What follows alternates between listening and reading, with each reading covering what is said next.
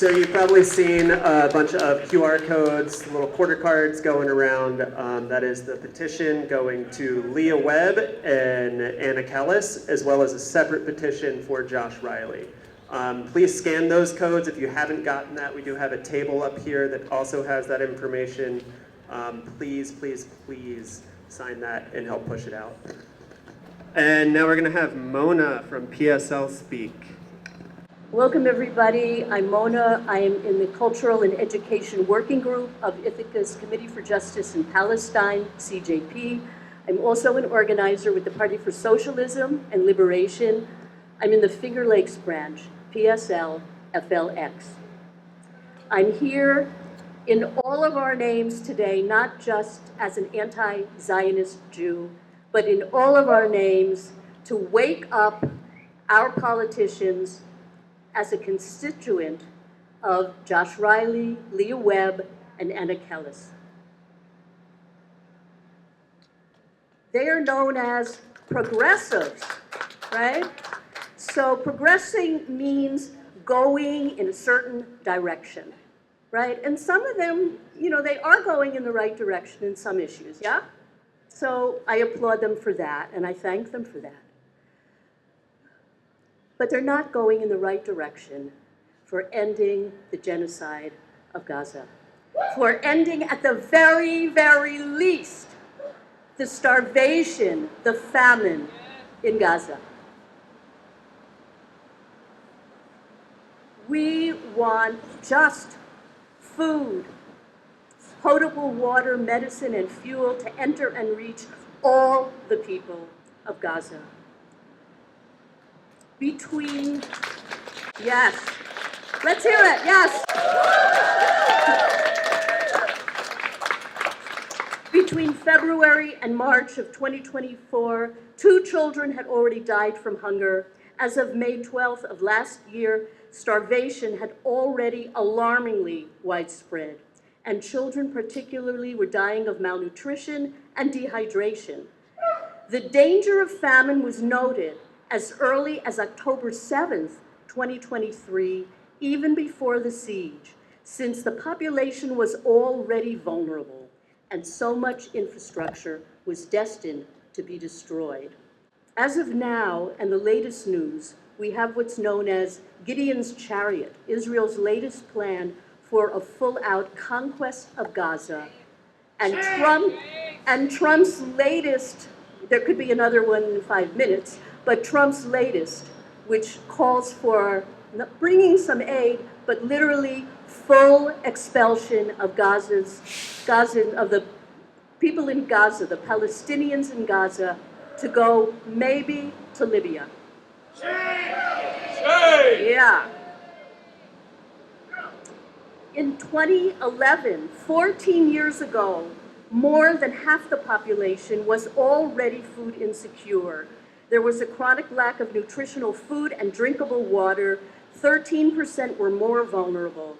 As of a very recent Lancet study, the British Medical Journal, there have already been 109,000 deaths caused by the bombs, bullets, bulldozers, tanks, and fires, mostly on civilians and through targeting of civilians, mostly women and children.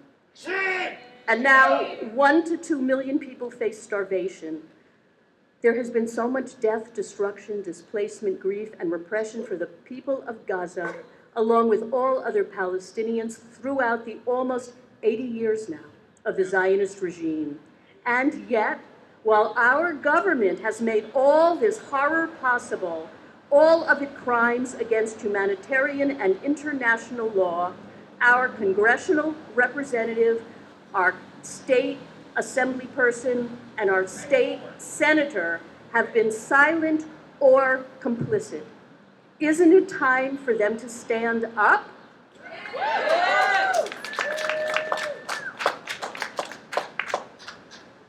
Is it progressive also to allow our tax dollars to make this catastrophic humanitarian crisis possible, when we could certainly use this money right here for affordable housing, accessible and much less expensive childcare, free healthcare for everyone, good-paying jobs, climate remediation, free college, and much more. So it's not off base to say that in some way our progressive politicians are also robbing us of what we need, as they remain silent and complicit when we, the people, want, at the very least, an end to the siege on Gaza. So I was asked to give a little history, and I'm selecting some bits of history, just some, given the current context. There have been many assaults on Gaza since 2006, every couple years, in fact, soon after Israel cut it off from the rest of Israel and separated Gaza's inhabitants from other Palestinians. Gaza has been called for a long time an open-air prison. The many Israeli invasions on Gaza have been described since 2017 by Ilan Pappé, the great historian, incremental genocide. 2014's Operation Protective Edge has been described as, and it reminds me of Ithaca, a police force entering a maximum security prison. But Gaza today is like a concentration camp.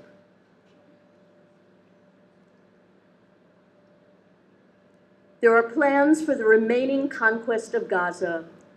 Over 100 people have already been killed in 24 hours, and Netanyahu aims for complete conquest of Gaza and complete expulsion of the Palestinians in Gaza. Over 20 years ago, it was predicted by UN experts that Gaza would be uninhabitable, and it has always suffered from a devastating lack of drinkable water. It is one of, if not the most densely populated geographical areas in the world. After the Nakba in 1948, when half of the non-Jewish population was expelled or murdered, of the few who managed to come back and the ones who remained, many were forced into Gaza. So Gaza has long been a refugee camp of sorts. People made refugees in their own stolen land. Since 2006, Israel has followed the process of its initial assault on Gaza, with many others following and all applying a lot of that first strategy, which was shock. First, jets to surprise, heavy bombardment in sea, sky, and land to build up pressure and terrorize the people and weaken their support for the rocket launchers. Next would come a siege. This 2006, quote, first run experiment, unquote, was successful. They asked, how would this kind of operation be received by Israelis, the region, and worldwide opinion?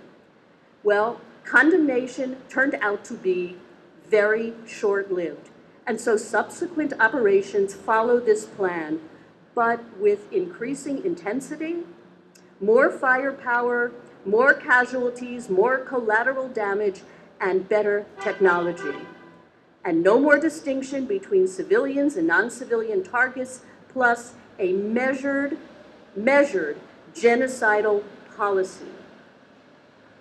The speed of the spread of today's famine is historic, and it's full out. It's not measured. But Trump's new plan will be carefully measured and devastating for Gaza. Similar to Trump's freedom zone from last week, that scheme, Netanyahu, in one of his earlier presidencies after a resistance uprising, referred to his, quote, economic peace plan, unquote. It's similar, right?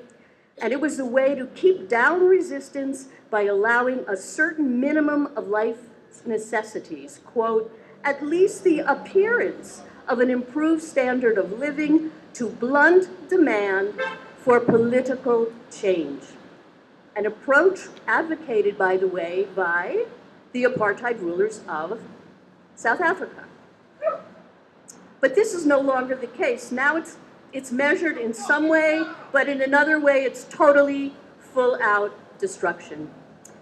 Israel has always been meticulously calculating regarding the daily survival of Gazans. Palestinian labor has continuously been manipulated with permits, apartheid walls and roads, meandering checkpoints, and the use of Palestinian labor at Israel's will, causing perpetual economic stability and usually skyrocketing figures of unemployment.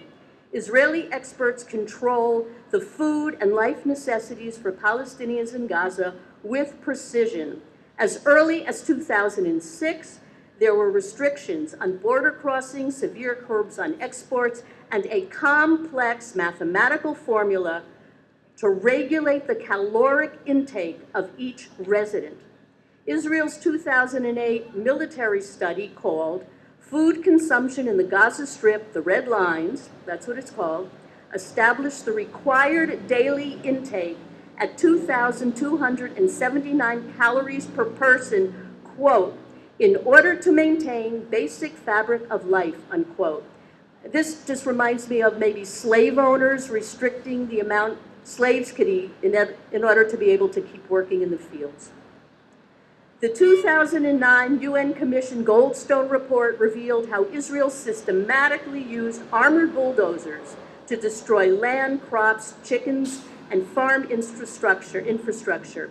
It bombed the last remaining flour mill and forced the people to apply for permits to get flour to enter Gaza, creating even greater dependency of the Gazans on their oppressors.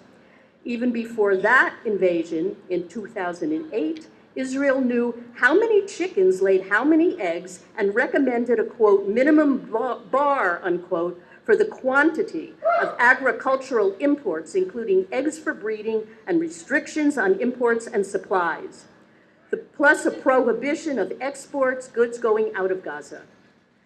The Defense Ministry calculated how to cut in half Gaza's fruit and vegetable production in a few months and guarantee food to meet only 30% of Gaza's needs. According to the Grisha report, between 2007 and 2010, food allowed into Gaza often fell short of even that minimum. Trump's plans follow this method somewhat, but with much more sophisticated calculations and the highest quality of severe surveillance. Trump's plan is geared to increase his and his billionaire circle's wealth and enable Israel its goals, which is as much land as possible and as few, if not none, Palestinians. Similar to one aspect of 2014's Operation Protective Edge, which intensified death and destruction, but as in Trump's plan, it greatly amplified its meticulous calculations and strategized with a careful eye to popular and global opinion, aware then of the new and growing BDS movement. Protective Edge 2014 sabotaged the livelihood of fishermen and deliberately slaughtered an enormous amount of livestock and chickens. Farmers could not grow or sell what they raised or produced: eggs, meat, dairy, vegetables, and fruit. In addition, Israeli officials ordered, quote, disproportionate force, unquote, collective death and destruction, and no distinction between civilian and military targets. I'm not going to read the casualty rates of that operation, but my point is, we can see from this and other invasions and policies, which I don't mention in this talk, how, and here's my point, folks, total impunity and U.S. support, as well as the impotence of the UN, have made today's deliberately and criminally motivated catastrophe possible. In fact, the only resolution, statement, judgment, or covenant coming from the UN that Israel has honored was the establishment of its state. It has not allowed for the return of expelled Palestinians during the Nakba, and it continues to illegally occupy its gains from the 1967 war, what is called the occupied territories, Gaza, West Bank, and East Jerusalem. It and the US were the only two countries to refuse to sign the UN Committee's covenant to make food a human right. Starvation is silent, and inflicting starvation is much less costly than military equipment, bombs, drones, bullets, deployment, and the lives of the assaulting soldiers and the civilian population of the perpetrators. And as Netanyahu has explained to his policymakers, and as many of our US policymakers know, imposed famine or any deliberate but silent harm to the necessities of life does not immediately attract attention, but rather is a tactic to deflect attention. And it has allowed our politicians to be either, you can choose, asleep at the wheel or totally complicit. It is invisible famine to the outside of the world, but only for a while, because the media doesn't show it until it can't avoid it. Famine can't compare or compete with the sounds and visuals of crumbling buildings, fires incinerating people sleeping in tents, explosions, smoke, blood, ambulances, and funerals for the media and popular attention. So those who weaponize famine do so to accomplish their goals while avoiding public outcry and condemnation, but only for a time. And we are here today in all of our names, and we will not be silent or unresponsive. We will not allow our politicians to get away with doing nothing, because nothing is equal to guilty. Guilty of ethnic cleansing. Trump's recently announced Freedom Zone plan to get food into Gaza will be strategically run by a just created entity with no humanitarian aid experience. These are mercenary experts in surveillance, working with Israel's Lavender program, the one that has organized the targeted killings of journalists and medical workers for the past 2 years and 7 months. It's a scheme designed to feed only a little more than half the people, assure that Hamas is eliminated, and destroy what remains of Gaza's society. So when we sign these petitions and we start to engage with our politicians, we must keep our eyes and ears open and create even more pressure on them for real humanitarian aid to enter Gaza for all its inhabitants. We also know that starvation is solitary and slow, quiet and painful, and often leads to death. But less lethal forms of severe malnourishment can cause permanent malformation in newborns. A case of a baby born with literally no brain has recently been documented. A recent electronic intifada live stream featured Sheikh Radwan Market in Gaza, where parents were searching frantically and unsuccessfully for whatever they could to prevent their children from dying. One father was trying to get baby formula for his infant. None of the 3 pharmacies had any. Children could not digest the scanty substitute foods they could find, and it wasn't enough anyway. What supplies remain are beyond affordability. A mother of 3 told of how the simplest joys and traditions of the Eid celebration were erased. Everything was a luxury. Her children did not ask for sweets or new clothes this year. Instead, they asked, would there be anything to eat tomorrow? On April 27th, the UN's World Food Program announced it had run out of food in Gaza. This siege has caused massive dehydration because desalination plants cannot function without materials for repair and fuel.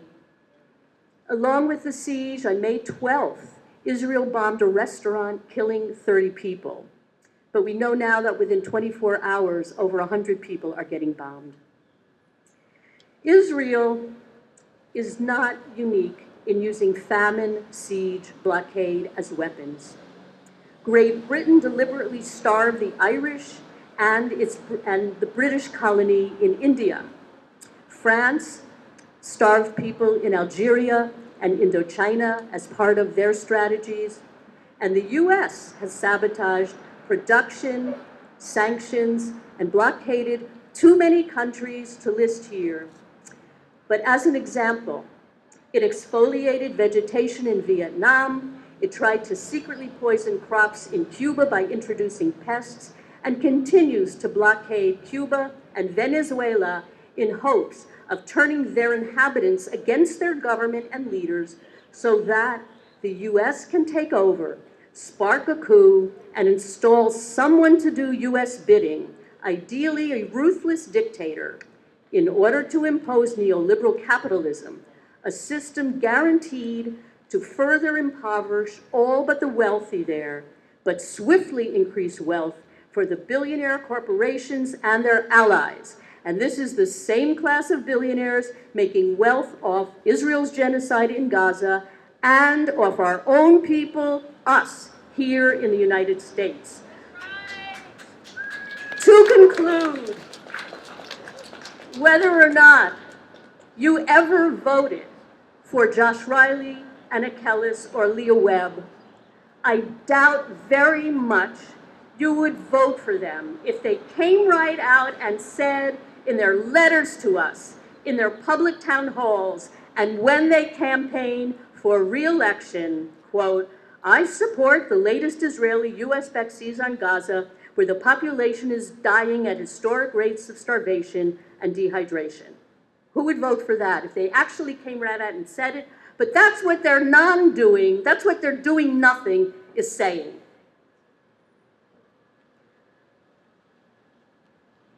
Because it's up to us. It's up to us who are horrified and outraged by the death by starvation in Gaza and made possible in our name. We demand their immediate response to this crisis and to end the ethnic cleansing of Palestinians in Gaza, to stop this final solution. We need to wake them up. So we call upon each of you here today to not just sign our petition, but to mobilize others to go around and collect petitions, or to, through social media, get them to sign our petitions. And please come to talk to all of us afterwards with questions or comments. We've got to wake these people up. We have to bring our struggle to the next level, and we can only do it together. Thank you so much for coming here and expressing your support for Palestinian liberation. Thank you. Thanks, Nona.